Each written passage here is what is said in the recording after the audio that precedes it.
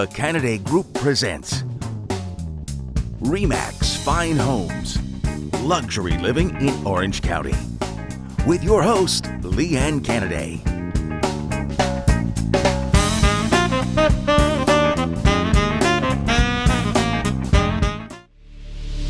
Good morning, Southern California, and welcome to the Canaday Group and RE/MAX Fine Homes. And we have a fabulous show for you today. And as usual, we will start with our three-dimensional Matterport tours and our open houses for the weekend. So come visit us. We'd love to see you. Enjoy. How about putting the sign right over there, Chrisley? Hi, I'm Lee Canaday with the Canaday Group RE/MAX Fine Homes. Welcome to our open house.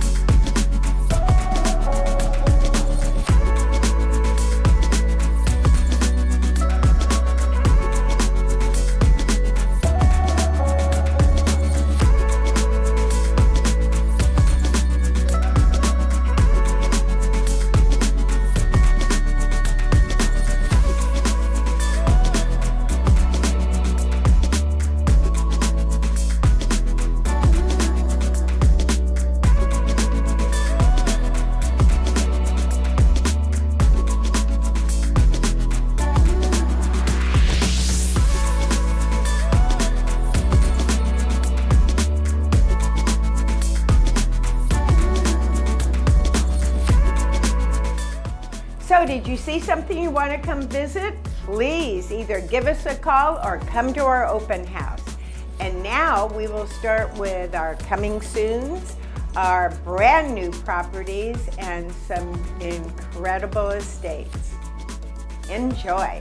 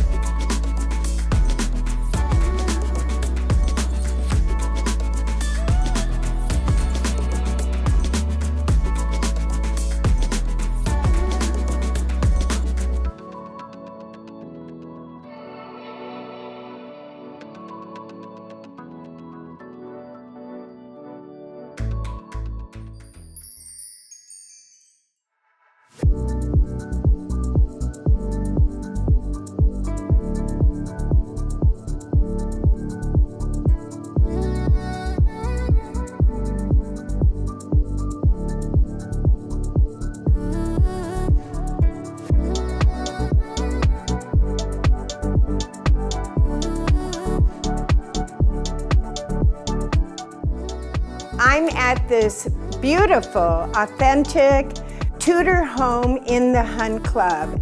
It's a brand new listing, and as you can see behind me, the woodwork in this home is spectacular. If you add up all the big bonus rooms and the workout room and everything else that's here, it adds up to about 7,100 square feet of true family living. All the rooms are seriously gigantic.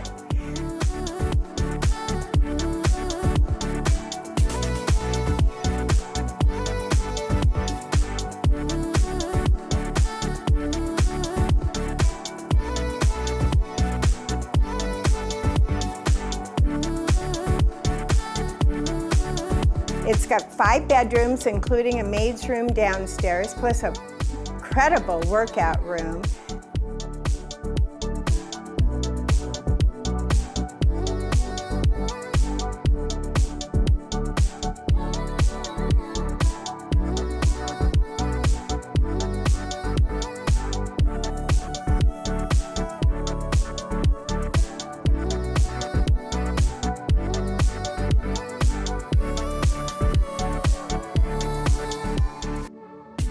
Giant kitchen, large family room, big bonus room above the garage, and actually has ocean views.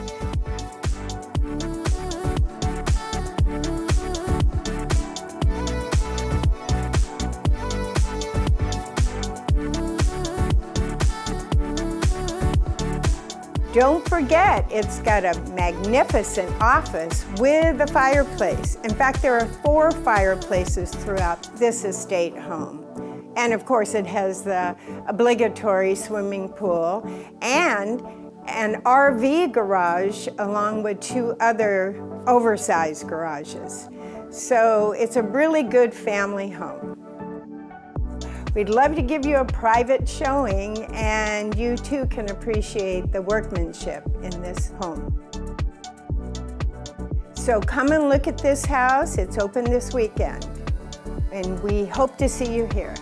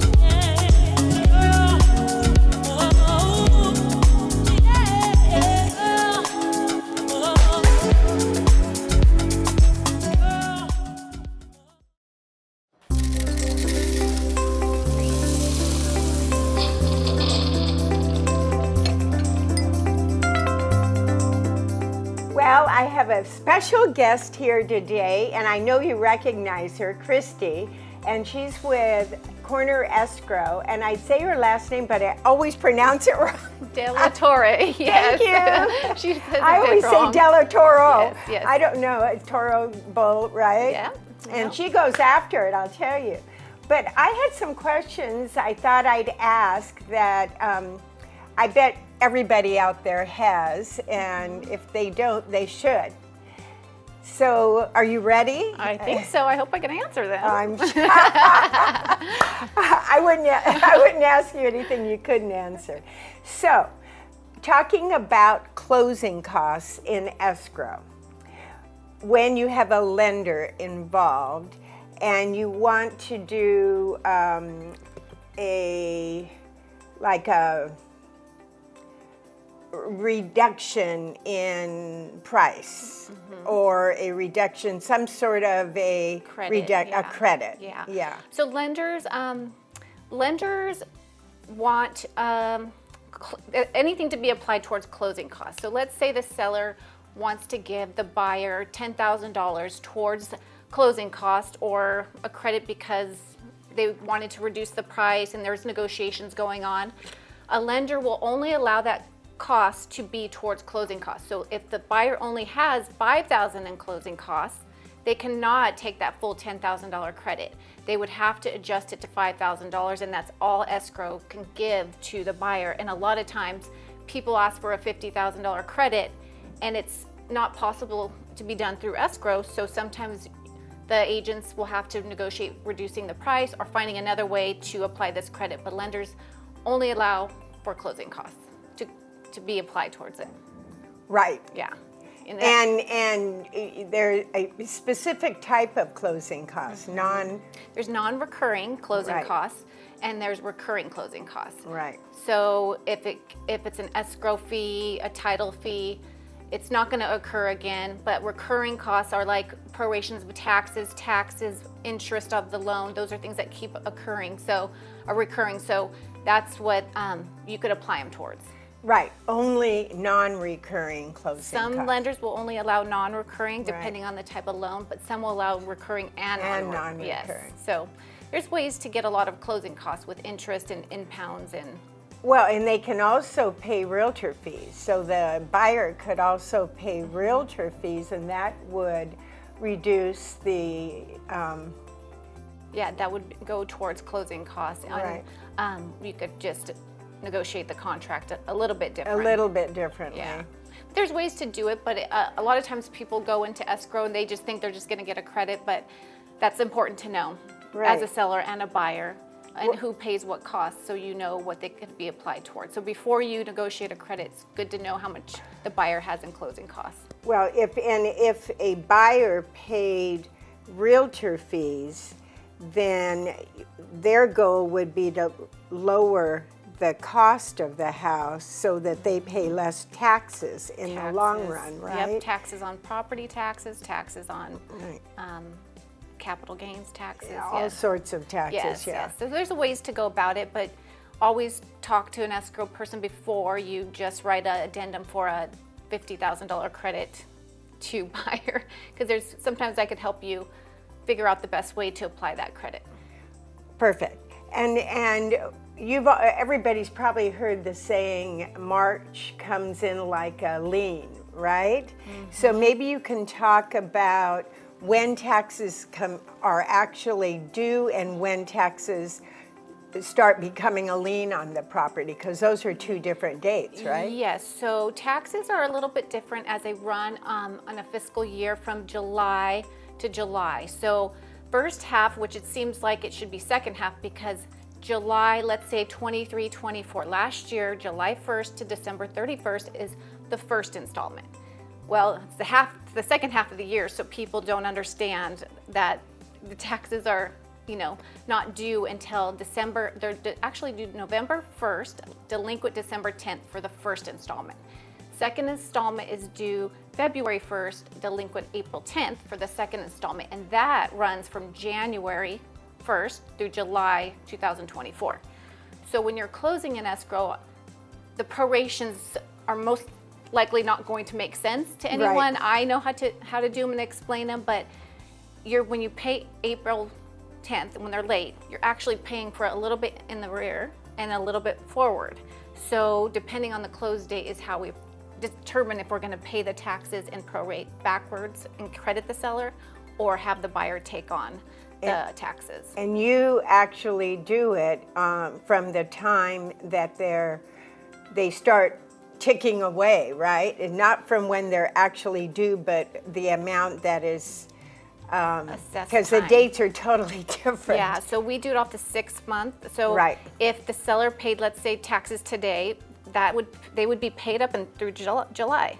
So they're not going to own the property if they close. So they need that money back. So I will credit them through the escrow, and then buyer will have to pay the following November 1st taxes at the end of this year if they're due again. Exactly. So right now they're not due, they're actually due today, or February 1st they're due, they're late April 10th. So a lot of people haven't made their payments yet, so I'll pay them through escrow for closing within the next month, and then give a credit back to the seller for the time they don't own the property. Yes.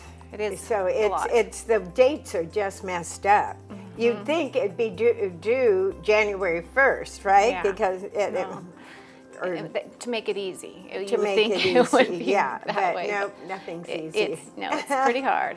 So,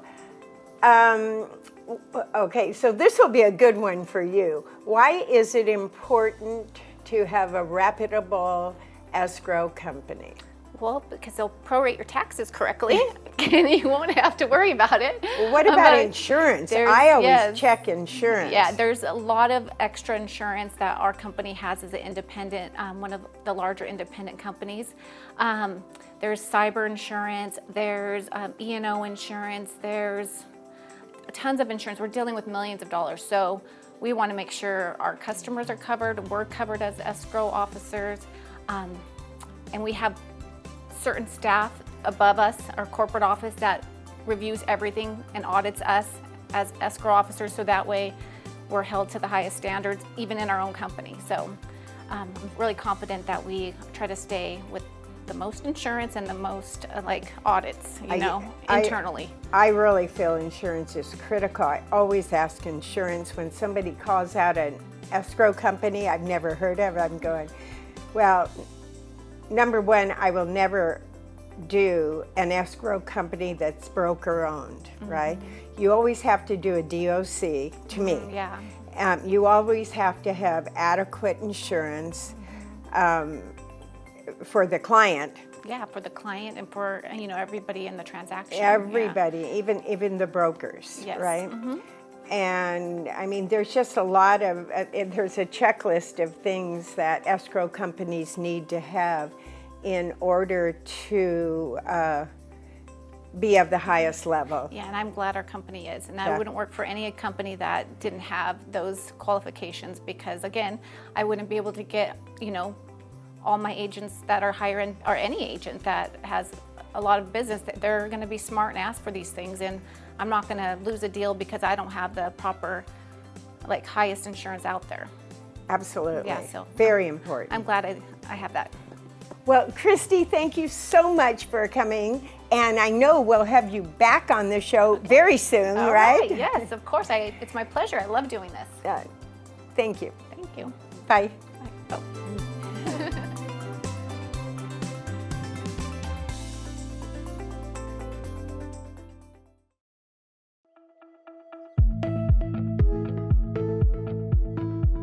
Well, I am here at my favorite house in the Hunt Club. It is truly an amazing estate. It's so hard to find a flat acre of land, and this one is manicured and landscaped to the nines.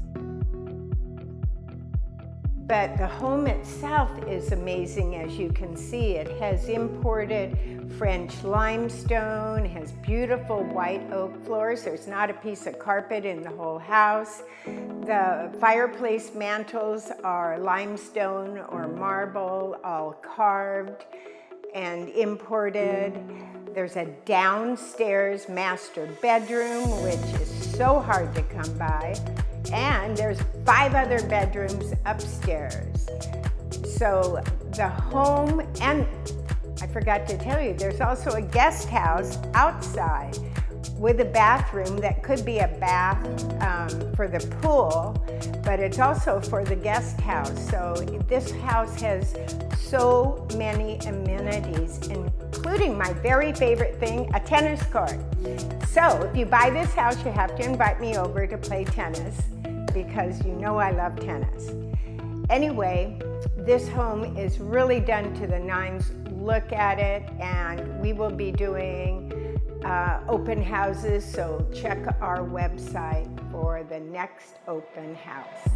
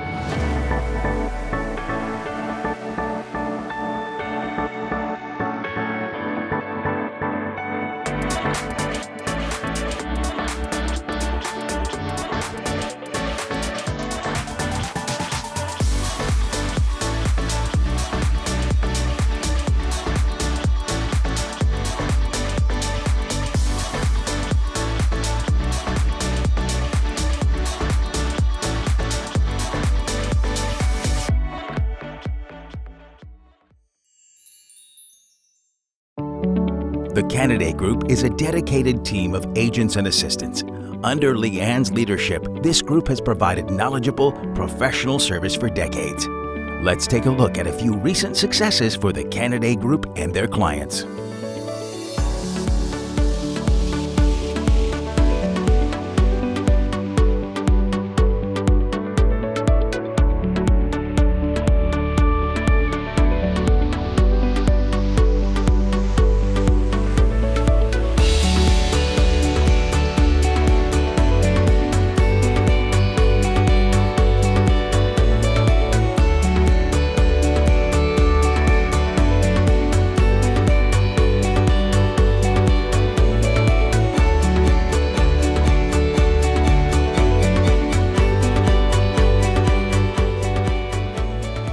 You can keep up with Lee Ann, RE/MAX Fine Homes, and the Canaday Group 24 hours a day for real estate and community news.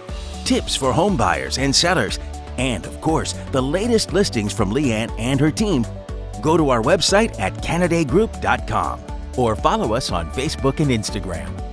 And remember, Lee Ann's friendly professional team is always available to answer your questions.